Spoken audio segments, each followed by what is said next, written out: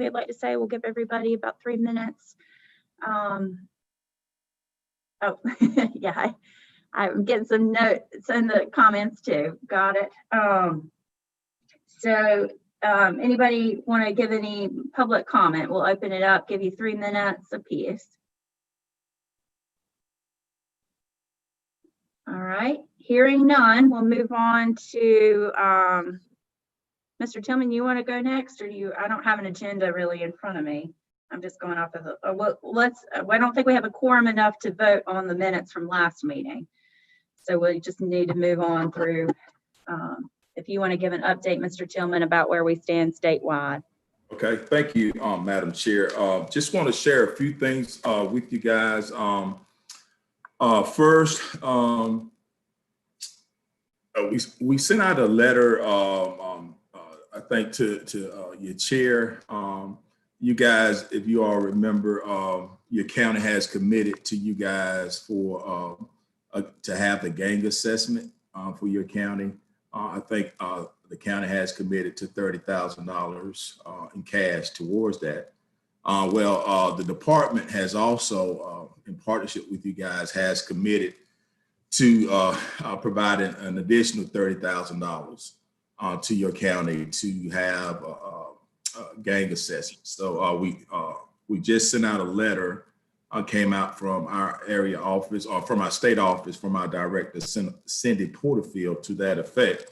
Now, what that means for you all, Judge Lanier, what we would need to do is, this would be an action item that we need to get a board approval on the acceptance of that $30,000 from the department, and for the record, that is going to be used for the purposes of the gang assessment. But we will need to do, this money will go in the JCPC administrative budget. Normally, the max amount that could go in the in administrative budget is $15,500, but I think according to state statute, there's some flexibility for that to extend beyond $15,500. So the whole $30,000 of department money would go in there. Now, the question I guess we need to ask, or have some discussion with the board, this money would be for this fiscal year. And I guess the question I would like to have some discussion on and some clarification on, are we going to commit the other $30,000 from the county in with this $30,000 from the department, or are you guys going to use the department's $30,000 to get you started for this fiscal year, since we only in a half of a year, and then next year use the other remaining $30,000 to finish the part of the gang assessment? So that's something I think that we as a board need to kind of think about and see which direction you want to go. Either way is fine, but I think that's something that we need to discuss as a board to see how you guys want to proceed with those additional dollars that you're getting from the department. Are there any questions on what I just mentioned to you guys? But it's a great opportunity. I know we really appreciate, the department really appreciate the commitment from the county, from you guys, the commitment from the county commission to put up money to support that effort. And I think that was a really benefactor with the department, saying, okay, we'll help match those dollars and try to give the county some additional dollars to help support what they're wanting to do. So I really appreciate that. Just a few reminders. If you guys remember, there's been a lot of talk about House Bill 593.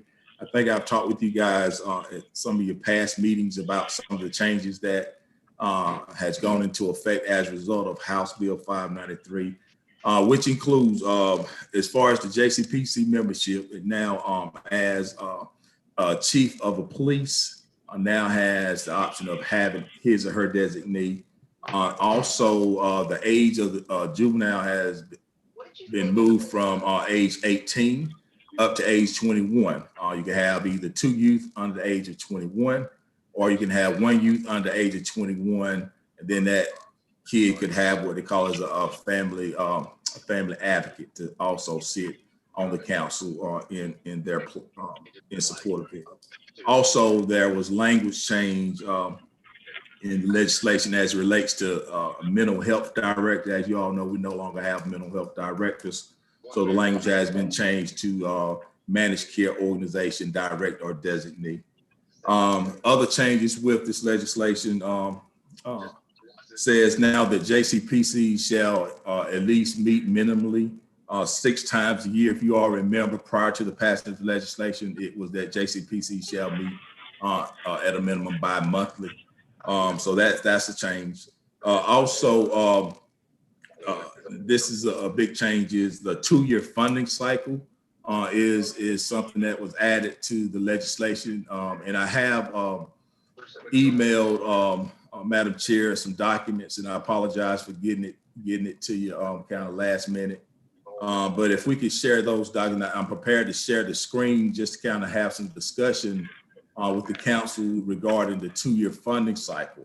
What we've done as a department, our director of our section sent out an email in around December the 9th, kind of explaining some pros and cons of doing the 2-year funding cycle. So I'm prepared to share, have some discussion with you guys about that, because that's a decision that you guys would need to make some decision which direction you guys want to go, whether you want to do a 1-year funding cycle or 2-year funding cycle. If you're not speaking, if you don't mind putting yourselves on mute, we've got a couple of people I think that have called in, but they're not on mute, and we're getting some feedback. If you don't mind doing that for me, please. Sorry. Back to you, Mr. Tillman. Oh, all right, thank you, Madam Chair. And then lastly, the November meeting, I did have an opportunity to review and share with the council on the data, the risks and needs and annual planning data. I also sent in that email to you, Madam Chair, a draft copy of the request for proposal, the juvenile justice continuum. And, if we get that out to the board for them to review, hopefully at next month's meeting, maybe we can have some discussion and be prepared to vote on the request for proposal, which program types that you guys want to fund going into the new year. And again, whether or not you guys want to do the 2-year funding or 1-year funding cycle. So I sent out a lot of pertinent information. I think it'll be helpful for you guys to look at and review prior to next month's meeting. Again, I apologize for Madam Chair for just getting that to you. It's been kind of hectic on my end. So again, my apologies. That's all I have, Madam Chair. Okay. Anybody got any questions? Not really a question. Getting back to this is Hal Johnson, County Manager. Getting back to the 30,000 that the state's given and 30,000 that the county's given for the gang assessment. Your question was 30,000 in first. Is that? Do I understand that right, Mr. Tillman? Mr. Johnson, can you repeat that? You kind of broke up a little bit. I couldn't get all what you asked. Sorry, we're trying to social distance, so he's I got you. right, and that's one of my questions too. There's the 30,000 from the state that expires, I'm assuming in June 30th. Is that right? That's correct. Okay. That's correct. And then we have the 30,000 from the county that's kind of in a holding pattern for use. So I would think it would be more appropriate to use the 30,000 from the state first, because there's the deadline. So we just need to put that out for advertisement, I'm assuming. There's no there's no advertising required on this. You've been given the money, so the money's again. As a board, you guys just need to go on record and say that you're going to use the 30,000 for the first year of doing the gang assessment. Again, we will assist you all in the area office with putting the money into the JCPC administrative budget for you. What I'm thinking is that money could go in line item 390, other services, just earmark it and put it in that one line item. And then at that point, we need to decide, okay, have you identified an assessor that could do the comprehensive gang assessment? And then at that point, at that point, you could, once you guys have identified an assessor, be it that you advertise it in your local newspaper, however you advertise it, and then at that point, you decide on who's going to provide the assessment, and then at that point, we can move forward. But I think that's a smart decision to go ahead and use the department money first. For your first year, since we're only dealing with 6 months or 5 to 6 months, at least get you started. Then next year you have the remaining $30,000 to finish up what you didn't finish up with the $30,000 that was given by the department. That's a great question. Okay. So do we need to vote to increase that budget or the 15.5? Is that a voting item, or is that something that? Yes, ma'am. Yes, ma'am.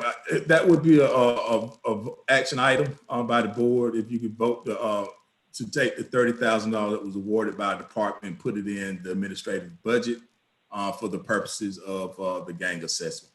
Yes, ma'am. Okay. At this point in time, is Wendy, Wendy, are you on? Do we know if we have a quorum, or Cindy?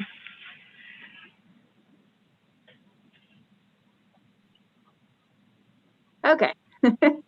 Hearing none and not knowing exactly, Wendy and Cindy says we do have a quorum. Okay. So let's, if we could get a motion on this. This is Kenny. If you need a motion for that, let's do that. Okay, Kenny made the motion. Hal Johnson is seconding the motion. All in favor say aye. Aye. Any opposed?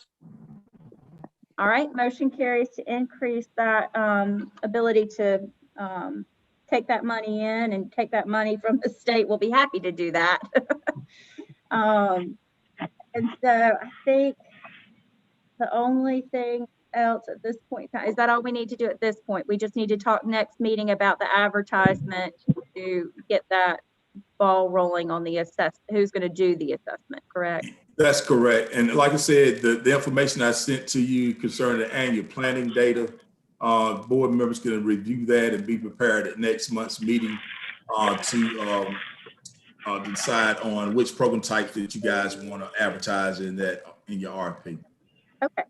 Yes, all right. Are we ready to vote now on whether or not we want 2-year funding or 1-year funding, or do we want to decide that next, have some discussion in this meeting and decide it next meeting?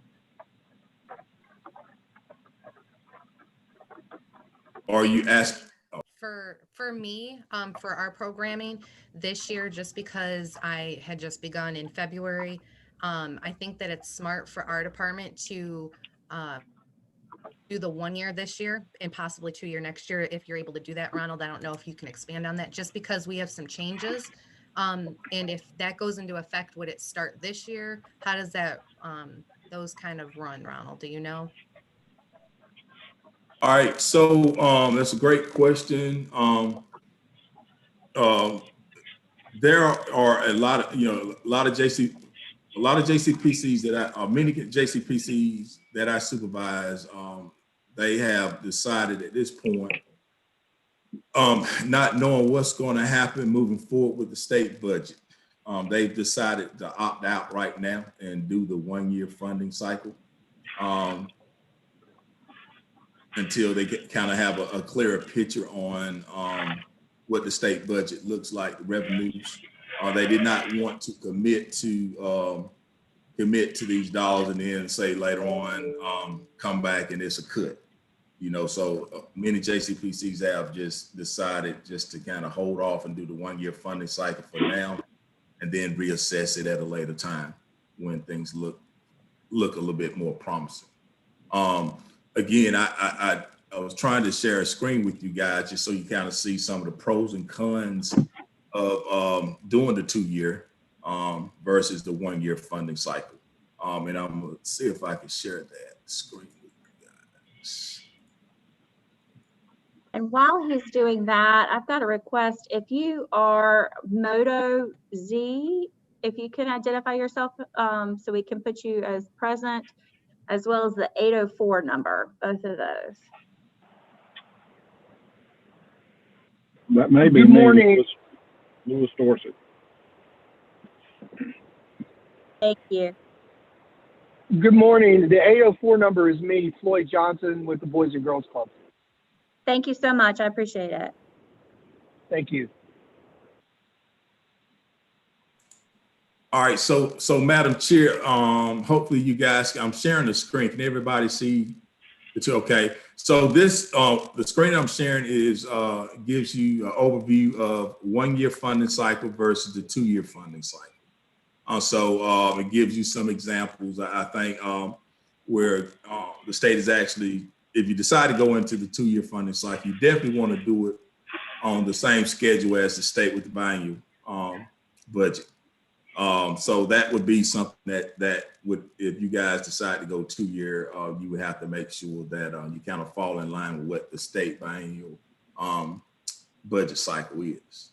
But these are just some pros and cons, or some examples of the 2 year funding cycle versus the 1 year funding cycle. Of course, the 1 year funding cycle process will still be the same.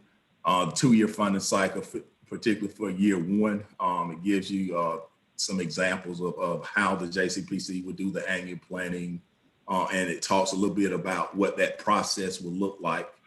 And then in funding year two, 22-23, again, it talks about what that process will look like. So if you, I guess when you talk about 2 year funding cycle, it's a matter of keeping up and tracking the monies that you guys would be awarding to those programs if you guys decided to go to 2 year funding cycle. As you all know, the amount of monies that you guys receive in JCPC allocation is $412,535. This includes the rates of the age monies. So that is included in your allocation. Are there any questions? And again, this may be something I think for you guys that, maybe I would suggest, this sit on it maybe for 30 days. And then if you guys want to come back next month and talk about it, and then we'll make a decision at that point. This next page here is just give you some pros and cons of doing a 1 year funding cycle versus a 2 year funding cycle. So we try to make it as clear as possible for you guys to give you some guidance. In the end, it's you all's decision which direction you want to go, and we'll support that as a department.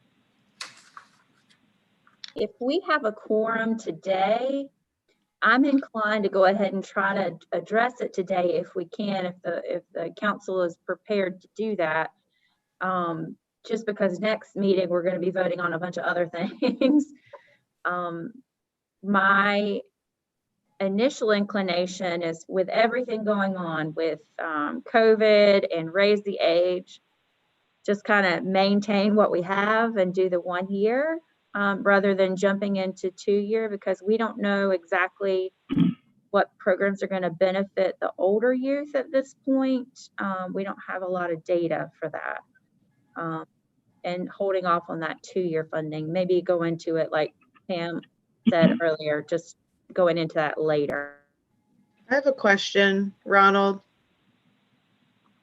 Yes, ma'am. So I'm on more than one JCPC, and the JCPC meeting that I was in yesterday, our consultant presented it slightly differently, and he said that there wasn't anything we had to vote on, and he just said the funding committee makes that decision at the funding request time, and that's when we make the decision about 2 year funding. And it could be it can be program specific, and the program can also say yes or no. So I'm just a little confused about, having different consultants and hearing different things. So well, first, every county and every consultant, as you know, operate differently, but the final decision is up to the JCPC to decide which direction they want to go as far as the 1 year, 2 year as a whole. Now, the funding committee may look at it if for those counties that have funding committees, they may look at it and bring recommendations back to the JCPC boards. But overall, the JCPC board makes the decision, not just the funding committee. And Right. Yeah, he was just saying that we didn't have to vote on it today. It was like, once we get our program applications back and the funding committee reviews the applications, then they could make say, Right. oh, we want to fund this org at 2 years and this, so that's just. I got you. I got what you're saying. Okay, and some consultants are doing it that way. For me, what I leave it up to the JCPCs to decide how they want to move forward this. I mean, in a lot of my counties, I present, what was shared with me from our department with you guys. And at that point, you guys make what decision you feel like is best for you all, whether it's waiting till you get the proposals to make that decision as a whole, as a JCPC, or whether you're making it before you get the proposals. Again, I think you have to look at what each county and what works best for that particular county. And like I said, I think, keeping in mind, not knowing what the future holds as far as the budget, state budget, and revenues coming into the state would be something I think that would be wise for the JCPC to consider. Did I answer your question, Megan? Yeah, and I think, and I'm not sure if I might have missed if you said this, but I think he also said, like, if it was a new program, then we couldn't fund them for 2 years. We had to do the 1 year thing. Right, and I think in this guidance, there is some in this attachment, there is some information to that effect. So for a brand new program that's never been funded before by statute, they cannot be funded 2 continuous years. So that creates a dilemma as well. So it's just a lot, and that's why I say it's just a lot of unknowns. This is new for all of us, and I think for some counties, 2-year funding cycle works, particularly for smaller rural counties where you don't have a lot of respondents responding to the RFP. It probably will work for a county like that. But for a larger county or larger counties, it might not work. So you just have to do what works best for you all's county. But great question. And this is my 3rd JCPC meeting in a week, and so the same consultant is 2 of my other counties. And the first time he explained it, I didn't get that impression. And the second time, I was like, oh, that's different. So, yeah.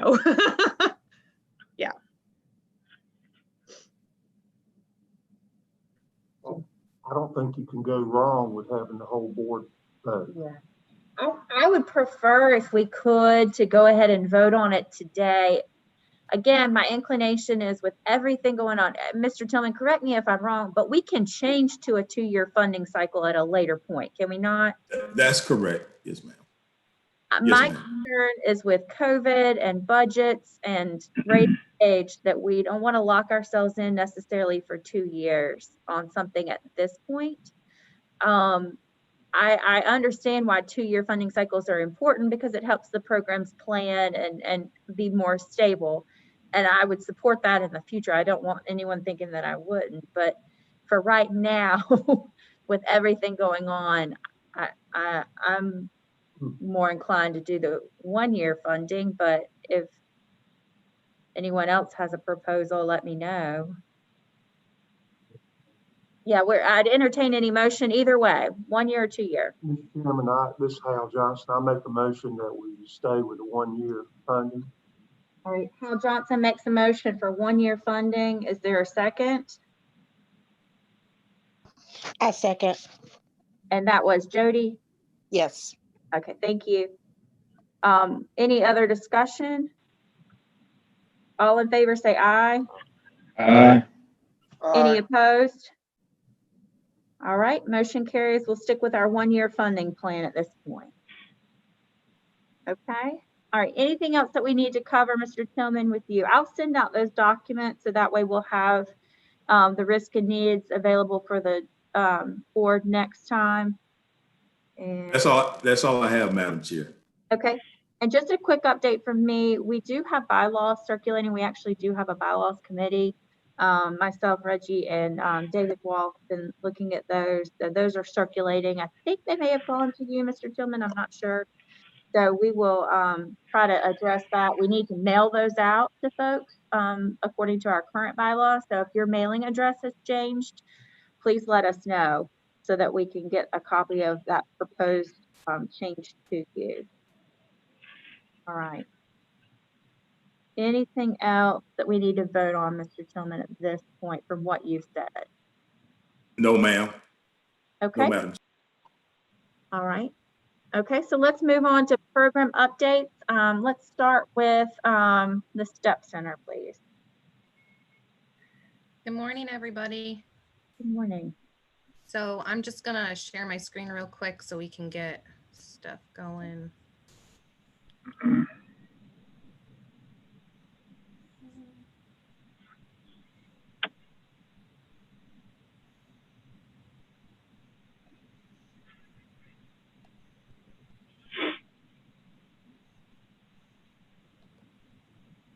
And while she's doing that, while we, since we have a quorum, if I can get a motion on the minutes from the January meeting.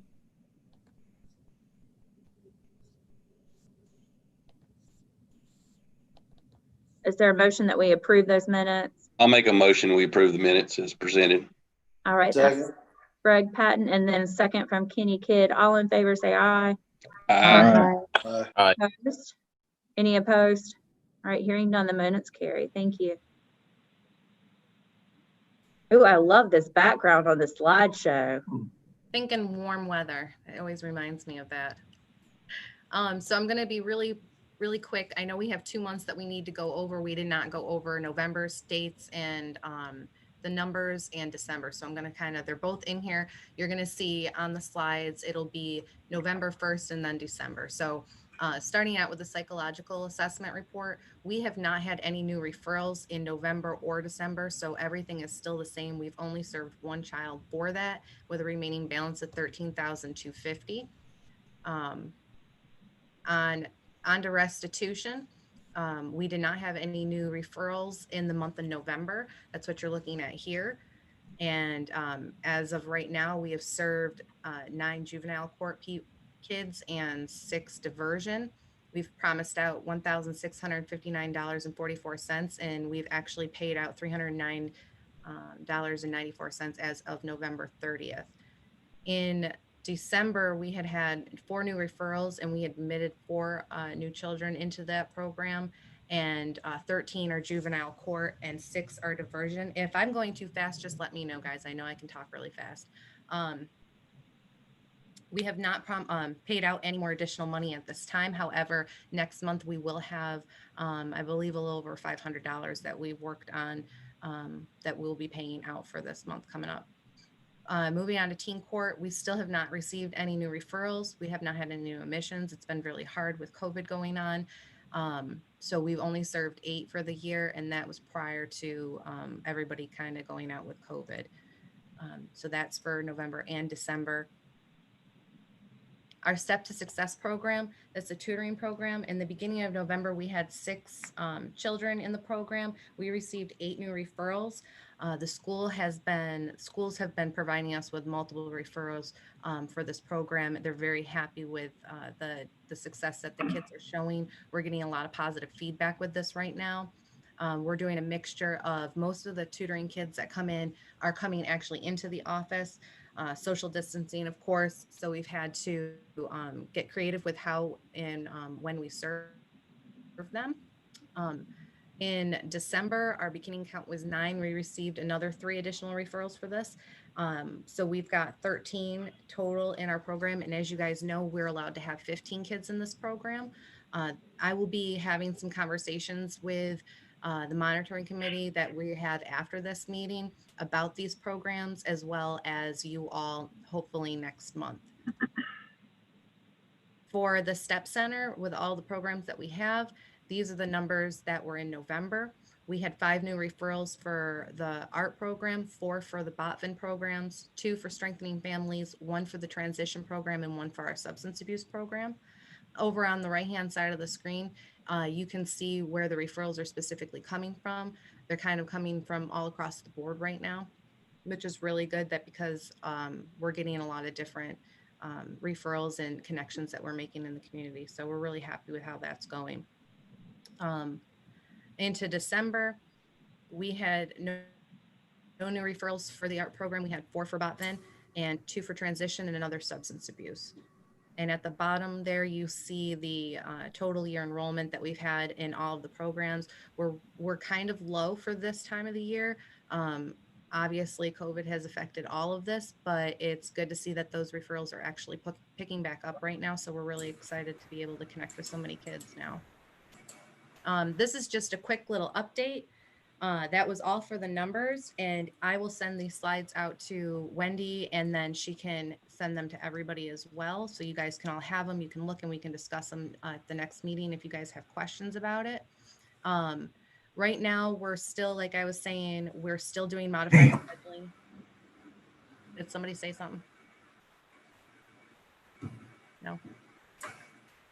Okay.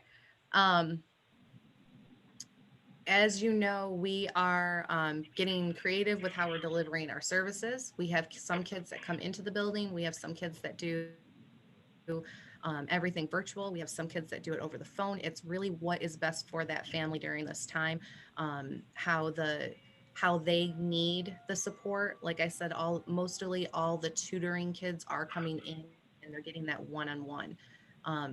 What's really special about how we're doing the tutoring program right now is that I've been reaching out to Randolph Community College, and they have been sending us people who need to get in volunteer hours or interns, and they are actually helping with the tutoring program. So all these kids are actually getting a one-on-one at this time, which is really exciting. And also I'm looking at changing our Strengthening Families program, and I'll be talking more about that during our next meeting. We have a great program. The Strengthening Families program is going well. I've reached out to actually our local DSS because I know that they have a big need of parenting program in this area. And I have a meeting that I'm going to be sitting down talking with them about their child protection team and see how we can kind of work together to make this program really be beneficial for everybody in the community. So I'll be sharing more about that. Hopefully during the next meeting, we'll have that meeting, and I'll have an update for you guys. So that is all I have today. Any questions or anything?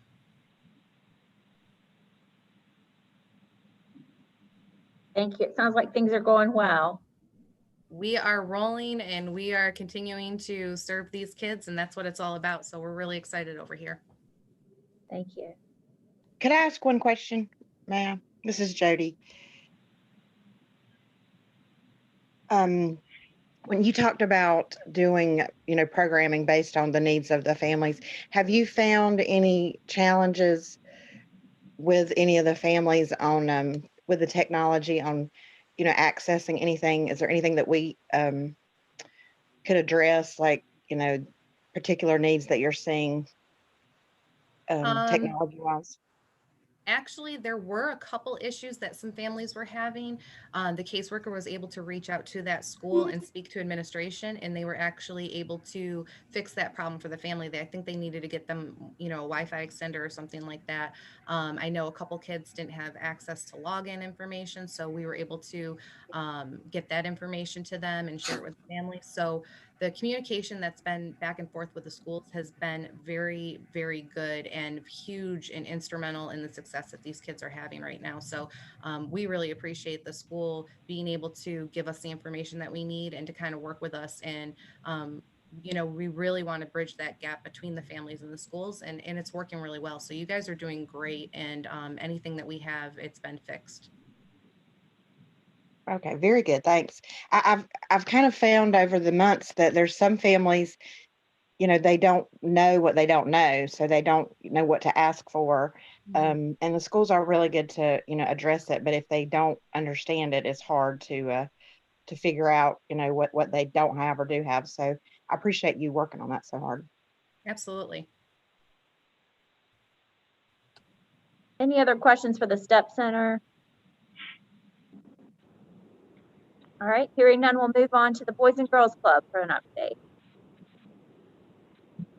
Good morning, everyone. I'm going to defer to Abby Mooney, who is our program coordinator, for the report. One thing I will note on the report was that our office administrator is out on leave, and so I didn't have the financial information. I do have it now. I can verbally tell you that we spent $4803.42 and submitted that in December. On December 10th was our last reimbursement.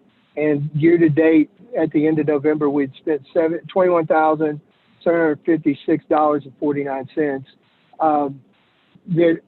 Wanda is out, as I said earlier, and so we will have an update, and we'll send an updated form out to everybody with that information. Abby? Sure. Thank you, Floyd. Good morning, everyone. My name is Abby Mooney.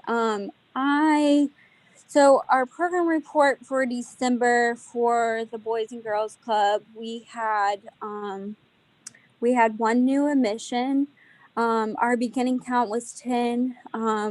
We successfully completed a 30-week training with one participant and terminated 2, which ended our count in 13. The report we submitted, the year to date, I have to make a correction for that. It was actually year to date as of today, but the year to date as of December was 13. So things are going well with the program. Parents and youth and schools continue to show excitement for this program that is being offered. We started receiving more juvenile justice referrals and in the month of December, and some from the school system, especially Asheboro City schools. We've started seeing a positive increase in participation in the month of December from the students in the program, and also positive feedback from the parents regarding the child participation in the program. Some problems and concerns in our last update that we had in November. We had hoped to implement a satellite site for the Randolph area. We have a lot of referrals coming in that, of course, are outside of where our Boys and Girls Club is located in Asheboro, and it takes more than 30 or 45 minutes to pick up those participants. So we were looking to implement a satellite site in Randolph area in January 2021, but of course, due to COVID, that's still put on hold. We have, though, to alleviate that problem, we have expanded our pickup and drop-off times to allow more time for our buses to pick up and drop off participants in areas outside of Central Asheboro.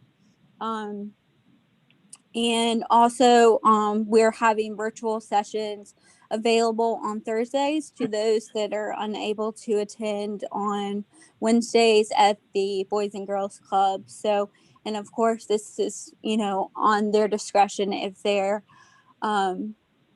preference is to attend on a virtual meeting rather than to come into the club directly. So with this being said, we are, of course, in need of new referrals for the program. We're working with schools in Central Asheboro and outside in Randolph County to get referrals from counselors. And also we have had teachers and parents starting to refer their kids to this program. So we are we're just trying to do the best we can do right now. Great, thank you. Any questions for Boys and Girls Club?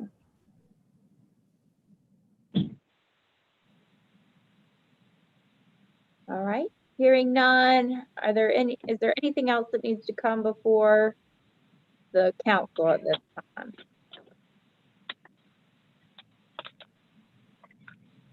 All right, any concerns? I just want to thank Greg Patton as he's filled in. We had a family emergency in November, and then, or I might have this date confused, but we've had family emergencies, and then I've had court scheduling problems. So I really appreciate Greg stepping up and taking over for me while I wasn't here. Anything else, anyone, before we adjourn? So the next meetings are going to be pretty important to have a quorum. We will be voting on some things. So if you could please make sure that you are present or send in a proxy. Okay. All right. We don't have anything else. If you're part of the monitoring committee, don't forget about that. I'll see you in about 15 minutes. All right. Thanks. Bye-bye. Thank you. All right.